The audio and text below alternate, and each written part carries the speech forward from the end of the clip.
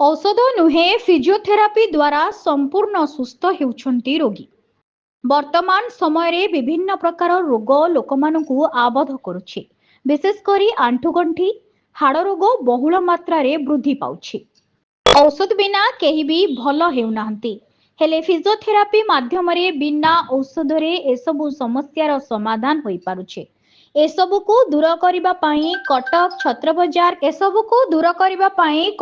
छत्रबजार canal road नूतन भावे physiotherapy रे एक clinic खोला जायछि।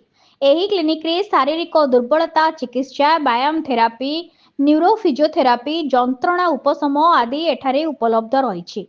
फिजियोथेरापी द्वारा आंठुगंठी जंत्रणारू अनेक मुक्ति पाइछन्ते। तेबे आज प्रथम दिन रे आखपाख अंचलर विभिन्न वर्गर लोके थेरापी नेबा सह निजकु चिकित्सा कराइछन्ते। प्रथम दिन रे निःशुल्क भावे समस्तंकु थेरापी माध्यम रे चिकित्सा करा जायथिला बोली कहिछन्ते डाक्टर शाश्वती सुचिस्मिता। फिजियोथेरापी गोटे मात्र चिकित्सा जोटा कि बिना मेडिसिन बिना सर्जरी रे लोक गोटे पेन फ्री लाइफ दे पारे। पेन किलर आमे नबा हमर पेन रिलीफ पाई किंतु तार साइड इफेक्ट किंतु फिजियोथेरापी द्वारा बिना सर्जरी बिना मेडिसिन रे लोक जंत्रणा मुक्ति पाइबे। वर्तमान समय रे फिजियोथेरापी आमको अति जरूरी दरकार।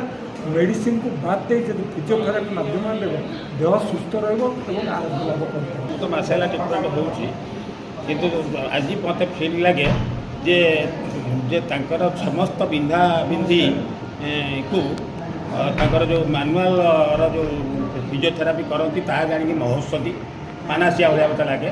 हाथ दिखा पूरा स्टिफ होता उठुना और शोल्डर पेन भी जोर होता अंटा भी L3 L4 L5 से भी प्रोब्लेम थिला। डॉक्टर शाश्वती सुस्मिता पाखे जो आसिली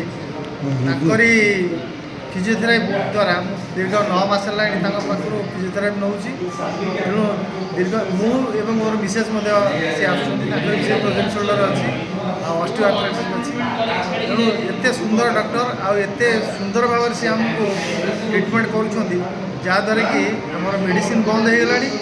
दीर्घ 5-6 मास आम रेगुलाली फिजियोथेरापी आम सब डिजीज कंट्रोल आज की 9 मास आसूँ इलेक्ट्रिक शॉक नवा सत्वे हाथ टिचिंग माने 85% रिकवरी ऑलरेडी।